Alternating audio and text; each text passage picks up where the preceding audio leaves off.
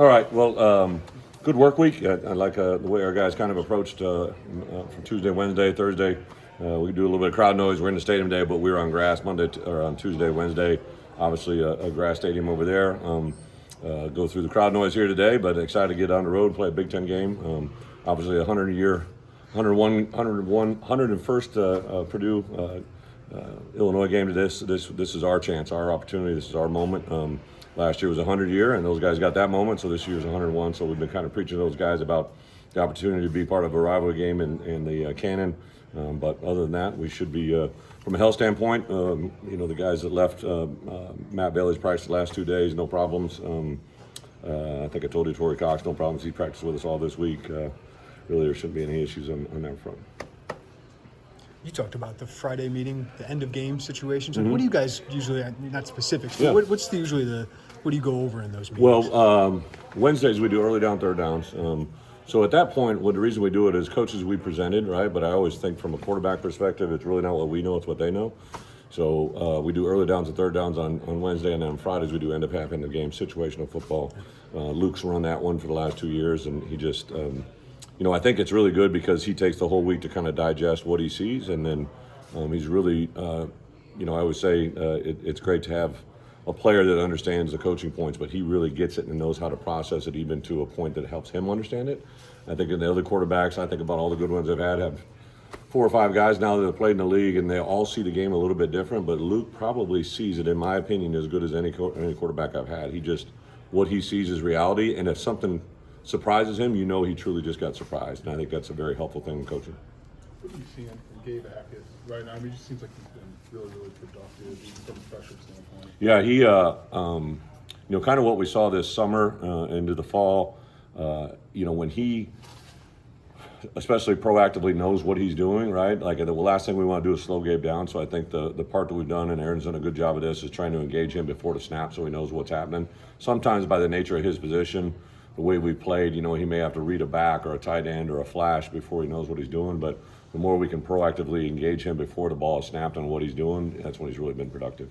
Getting back on the road after having a rough last time on the road, is that something you look forward to? You appreciate that idea? Personally, me, yes, and I've kind of been installing that. Like, I do know this. Like, I'm sure you guys hear this. Like, I literally see things our players say, and I know where that came from, right? Like, I made reference to eating a sandwich in Indiana, and I saw my linebacker quoted me about 5 times, right? So, like, I know they listen to what we say, so I believe that's part of our job, right? So, yeah.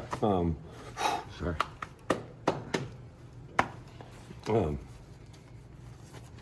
was just thinking about a kid today. Well, we didn't have Melvin out there today because he's at a funeral, and he'll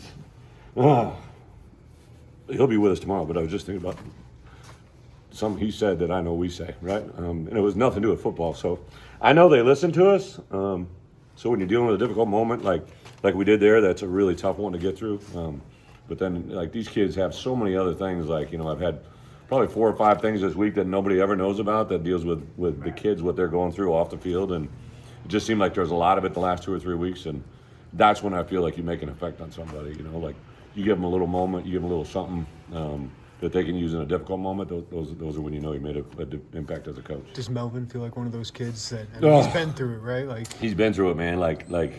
The Monday after the Duke game, he had a pretty significant tragedy in his life, right? And it took full circle to get to this week, but those little things, like Melvin, when he came here, truth be told, like, I didn't even give him a scholarship, right? We were taking care of him through NIL back then. I said, hey, I need you to prove to me where you want to go and what you want to do, and he's given me 100% since the day he got on campus. 3 straight semesters, over a 3.0 GPA. He's changed his body. He's changed the way he's kind of approached all these little things. And the good thing is 5 for 5, he would have another year of eligibility, right? Him and Hank, Gabe, Xavier, all those guys would all have another year. So there's a lot of cool, interesting things coming down the road as well. For Purdue, same quarterback from last year. Yeah. New staff, new system. What carries over from that? Well, first off, he's an extremely talented player. I think he's, we didn't really know a lot about him until last year when he's literally out there on the field, and he's got the ability to run the ball. He's kind of a little Lukish, in my opinion. Like, he's very, very dynamic with the ball, throws it, can run. He's a little bigger, more stature, right? But very impressive kid. He understands it, gets it. I think the transition from the coordinator a year ago to what he's doing here with this coordinator, it's very impressive. You can see he's gaining confidence. You know, even the USC and Notre Dame game, they were very productive offensively, right? So I know this week defensively, we got a very difficult challenge in him. He's understanding the game, and he plays extremely fast.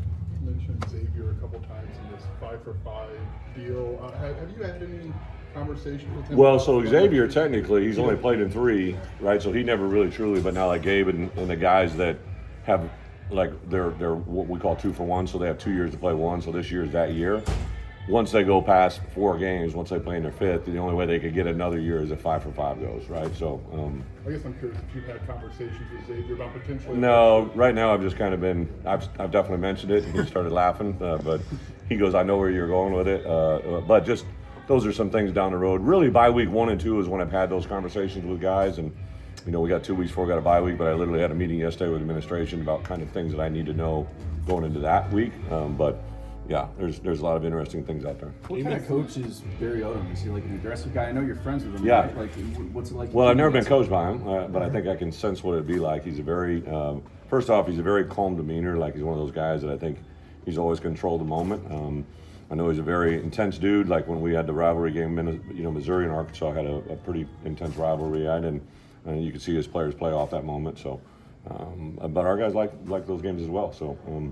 Yeah, I think the other thing too is like a lot of players came with him. I think that's usually a really good indicator of what people think of you, right? Like, you know, we've seen that now in college football when a coach leaves and comes somewhere and the players come with him. That's usually a really good indicator of what he is. You mentioned Monday about Juice going from not playing at all to 80 snaps against USC. Just you haven't made the plays you made. Just Yeah. What did you notice maybe about his presence? Well, first off, he's a really long corner, right? So that 4th and 6 pass breakup, right? Like he's making your feet get you in a position, but a lot of times it's your length that makes plays, right? And I think that showed up big time. They're a very talented group, and you know, he's still a young corner in theory, right? Like he played a lot last year, but didn't get a lot of reps, right? So he's still playing himself into it, and because he'd missed, you know, what it was at 4 or 5 weeks, you know, he couldn't practice, so he lost all that. I was just kind of impressed how fast he was able to go out there and play effective football.